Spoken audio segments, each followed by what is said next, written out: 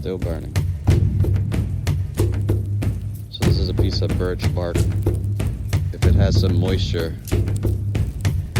it can be used as a natural torch. As you can see, it's taking a while to burn.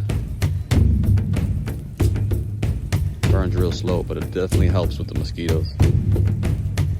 So something you can do if you're a forager and you're in the summertime forager.